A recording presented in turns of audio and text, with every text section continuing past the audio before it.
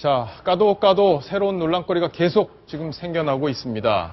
자, 지금 국토부에서 오늘 조사 결과를 발표했는데 조현아 전 부사장 모든 걸 인정했는지 궁금한데, 자, 국토부의 브리핑 내용을 먼저 듣고 이야기를 이어가겠습니다. 폭행 여부에 대해서는 저희가 질문했고, 그 질문에서는 하지 않았다고 진술이 나왔습니다. 저녁 식사 중에 와인 한두 잔을 마셨다고 진술했습니다. 세부적인 처분량이라든가 처분 방법에 대해서는 국토부가 결정하는 것이 아니라 행정처분심의위원회에서 결정을 하기 때문에 거기서 판단을 따를 수밖에 없지만, 운항정지는 21일이 되고요. 과징금은 14억 4천만 원이 됩니다. 심의 과정에서 50% 범위 내에서 가중하거나 또 가감할 수 있습니다. 이 모든 사항을 행정처분심의위원회에서 결정하게 됩니다. 자, 지금 국토부의 이야기를 들어봤는데 윤정혜 기자. 네. 자, 지금 램프 리턴이 확인이 됐는지의 부분에 대해서 조금 애매하게 설명을 하고 있는 내용이 있던데, 네. 어떻게 봐야 되는 건가요? 네, 그러니까 기자들이 이 램프 리턴을 조현아 전 부사장이 정말로 지시를 했는지 물어봤을 때 이렇게 대답을 했습니다. 램프 리턴은 지시하지 않았지만 승무원 보고는 내리라고 한 건 맞다. 이렇게 얘기를 했거든요. 저는 이 부분이 제일 황당하더라고요. 왜냐하면 이미 출발한 비행기에서 승무원 보고 내리라는 거는 이미 출발한 비행기에서 뛰어내리라는 건지 이게 말이 앞뒤가 안 맞는 거거든요. 그러니까 사실상 말이 아다르고 어다르다는 걸 좀 이용을 해서 이렇게 변명을 하는 건데요.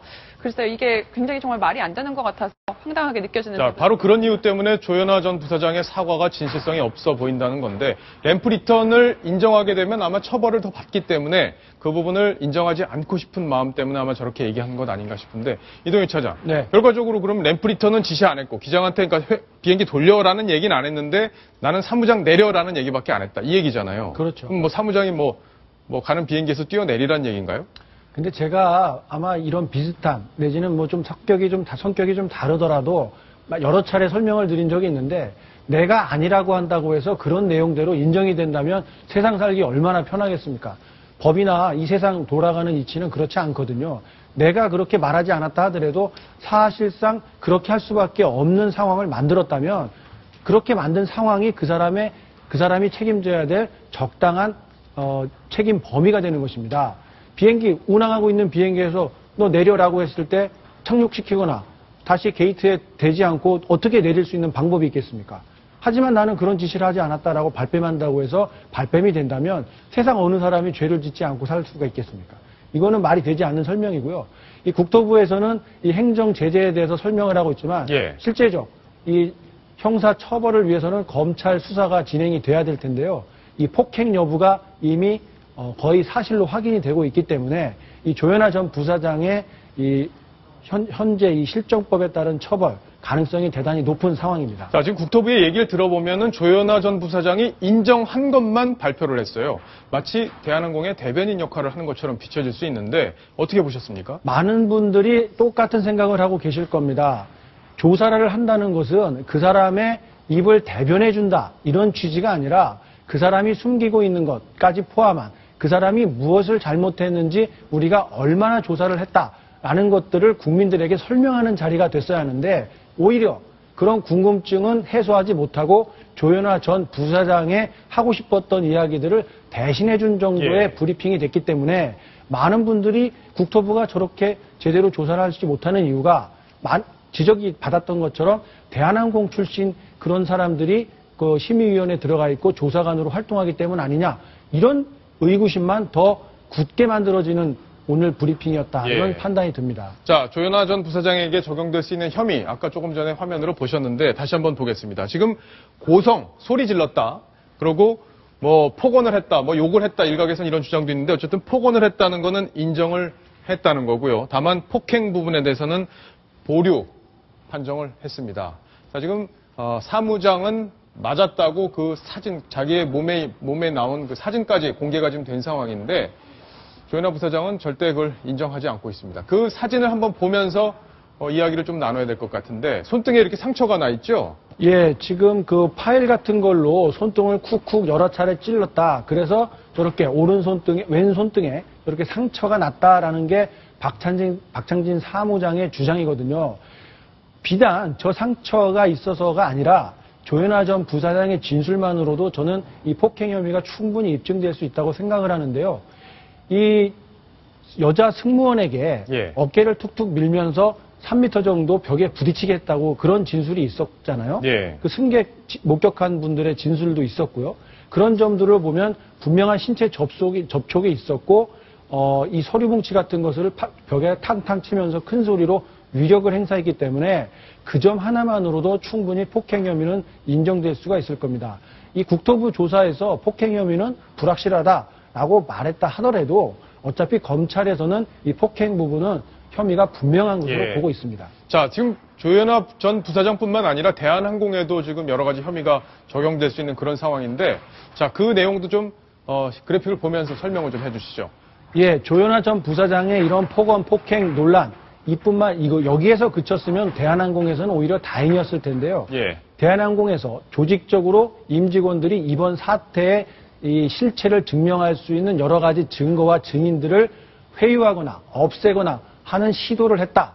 이런 것 때문에 오히려 조현아 전 부사장을 공경에 몰아넣고 있는 상황이 파악이 되고 있습니다. 자, 그러면 결국에는 이런 의혹들이 다 제기가 됐는데 조현아 부사장이 나 안 그랬어요라고 하니까 다 보류를 했다면 이게 뭐하러 조사한 건지 잘 모르겠네요. 그래서 아까 말씀드린 것처럼 국토부 조사가 오히려 국민의 궁금증을 해소하지 못하고 조현아 전 부사장의 입장만 대변하고 있다라는 질타를 받고 있는 이유가 됩니다. 자, 지금 저희가 대한항공 항공기가 그려진 모형을 하나 갖고 나왔는데, 자, 윤정혜 기자. 네. 이 항공기 모형이 논란이 됐었죠? 네, 맞습니다. 예. 이 조현아 전 부사장이 그 기내에서 뭐 폭언을 하고 또 폭행을 하고 있을 당시에 1등석에는 또 다른 승객이 한 명 더 있었습니다. 그랬죠. 네, 바로 앞자리에 타고 있었던 박 씨인데요. 당시 굉장히 스트레스를 받았다고 해요. 그런 상황을 보면서. 예. 그래서 귀국을 한 다음에 이제 대한항공에 전화를 겁니다. 이제 항의를 하려고 전화를 걸었는데요.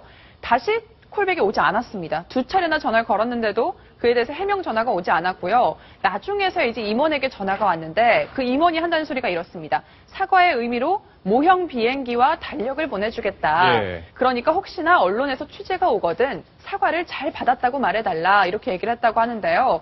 그 보내주겠다던 비행기 모형이 바로 아까 앵커께서 들으셨던 예. 저 모형입니다. 지금 그러니까- 시중에서 7만 원 정도에 판다고 하죠. 아니, 저희가 7만 원 주고 오늘 샀어요.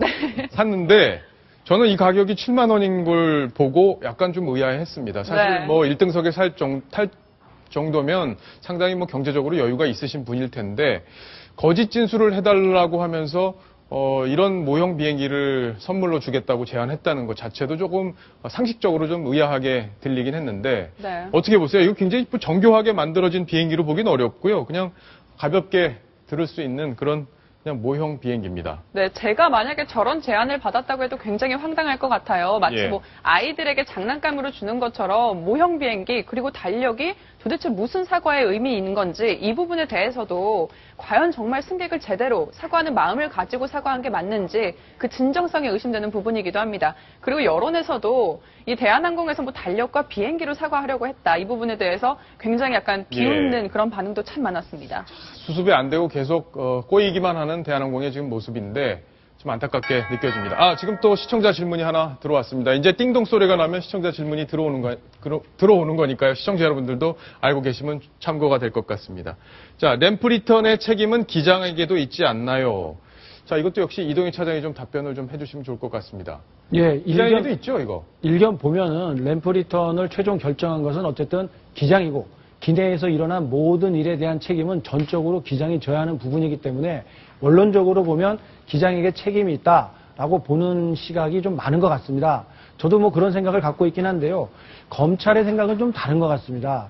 과연 그 상황에서 이 조현아 전 부사장이 직접 기장에게 이야기한 것이 아니고 이 승무원들이 이야기를 한 거거든요. 예. 이제 어떤 이제 운항 과정에 사정이 생겼기 때문에 누구 한 명이 내려야 된다라고 정상적인 절차를 거쳐서 업무 보고를 한 것으로 검찰에서는 보고 있습니다. 물론 아직 잠정적인 내용이긴 한데요.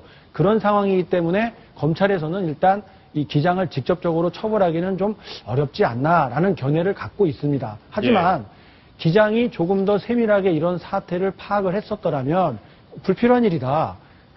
기술을 돌릴 이유가 없다라고 판단을 했다면 조현아 전 부사장에게도 도움이 되고 대한항공 전체에도 도움이 되는 일이었을 텐데 좀 더 세밀하게 파악하지 못했다. 그런 부분들이 좀 아쉬운 대목이긴 합니다. 잠깐만요. 전 질문이 있어요. 이동윤 차장께. 이동윤 차장이 만약에 기장이었어요. 근데 제가 오너예요. 비행기 돌려. 이렇게 얘기했을 때 안 돌릴 수 있습니까? 어떻습니까? 솔직히 말씀드리면 돌렸을 것 같아요. 예. 근데 어쨌든 많은 분들을 책임지고 있는 분이니까 조금 더 책임의식을 갖고 판단을 했어야 되지 않나라는 생각이 들고요. 저부터 좀 반성을 해서 할 예. 말은 해야 하고 사는 그런 직장인이 되도록 노력하겠습니다. 자, 기정이 결과적으로 리턴을 이렇게 해서 뭐 대한항공에 그동안 여러 가지 있었던 문제들이 드러나는 계기가 된 측면도 있기 때문에 우리 사회가 이걸 또 긍정적으로 보고 고칠 것 반드시 고쳐 나갈 필요도 있겠습니다. 자, 이동희 차장께 질문 하나 더 드릴게요. 조양호 회장이 이번 사건이 발생하고 나서 한참 동안 이 사건 내용조차 보고를 받지 못했다 이런 얘기가 나왔던데요.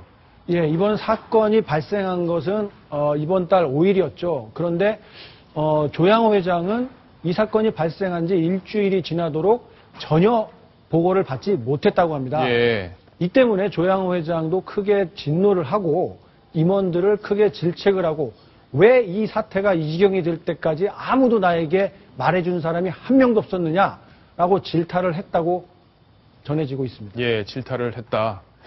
자, 좀 이해하기 어려운 일들이 계속 벌어지고 있는데 윤정혜 기자. 네. 지금 대한항공에서 또 자살 사건이 벌어졌었는데 뭐 굉장한 실적 압박 때문이었다 이런 얘기가 있는데 그 내용도 좀 설명을 해주시죠. 네, 최근에 대한항공 조종사 노동조합에 글이 하나가 올라왔습니다. 뭐 몇 년 전에 직원들이 여러 명 잇따라 자살을 한 적이 있는데 예. 바로 그분들이 이 비합리적인 문화 때문에 이렇게 희생을 당했다라는 글이 올라왔거든요. 실제로 저희가 찾아보니까요. 2011년 이 한 해에만 무려 5명이 자살을 했습니다. 그래요? 네, 승무원뿐만 아니라 뭐 예. 조종사들뿐만 굉장히 많은 분들이 자살을 했는데요. 그 중에 한 명의 어떤 자살 사례를 저희가 단독으로 당시에 좀 취재를 했었습니다. 예. 저희가 승무원 근무 평가서를 당시에 입수를 했었는데요. 뭐 이제 뭐 서비스라든지 뭐 업무 지식 이런 7가지 항목이 있었어요. 근데 그 중에 눈여겨볼 것이 바로 면세품 판매 실적까지 근무 실적으로 평가를 하고 있었던 겁니다. 그러니까 승무원이 서비스뿐만 아니라 이제 뭐 판매, 면세품을 얼마나 판매했는지 이 또한도 승무원의 역량으로 측정을 한 건데요. 누가 더 많이 판매했는지 서로 상대평가를 매여서 지금 보시는 것처럼 S등급부터 D등급까지 5개 등급으로 나누어서 점수를 줬다고 합니다. 만약에 안 좋은 점수를 받으면은 승무원 개인뿐만 아니라 그 팀 전체에게도 평가가 영향을 끼치는 거거든요. 그렇군요. 그러니까 굉장히 심리적으로 압박감이 심했을 것 같습니다. 예. 결국 이 평가 때문에 한 여자 승무원이 목숨을 스스로 그랬군요. 끊기도 했죠. 자, 이 내용과 관련해서 전 대한항공의 승무원을 인터뷰를 했는데요. 그 내용을 직접 한번 들어보시겠습니다.